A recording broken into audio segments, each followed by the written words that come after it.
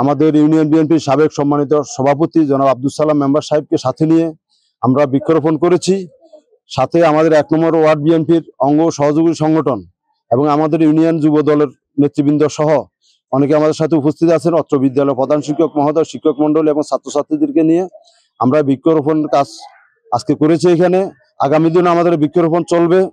আমরা শহীদ প্রেসিডেন্ট জিয়া রহমানের সুজলা সুফলা শস্য শ্যামলা রূপসী বাংলাদেশ গড়ার প্রত্যয় নিয়ে আমরা এই কর্মসূচি শুরু করেছি।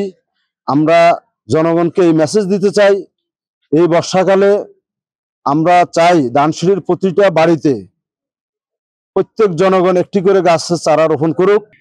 যে সমস্ত রাস্তার গর্তগুলা হয়েছে ওই সমস্ত গর্তগুলাতে মানুষ চলাচলের জন্য মানুষের গাড়ি ঘোড়া চলতে পারে না, বিভিন্ন সমস্যার কারণে এখন ওই গর্তগুলাতে আমরা ইট দেওয়ার একটা সিদ্ধান্ত নিয়েছি। আমাদের ইউনিয়ন বিএনপি সহ যুবদল, ছাত্রদল, স্বেচ্ছাসেবক দল সকল দলের উদ্যোগে আমাদের এই কাজগুলো আমরা সম্পন্ন করতে চাই।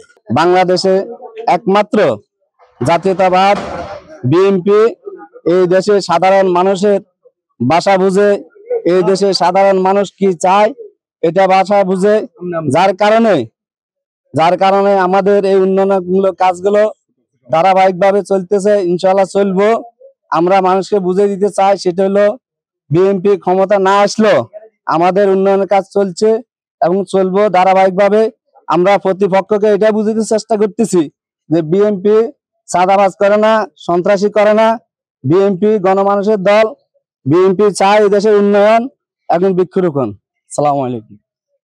একটা দেশ, জাতি, সমাজ গঠনের মহৎ কাজে হচ্ছে সে দৃষ্টিকোণ থেকে আমার বিশেষ মতামত এবং তাদের এই উদ্যোগে আমি স্বাগত জানাই আমার প্রতিষ্ঠানের পক্ষ থেকে।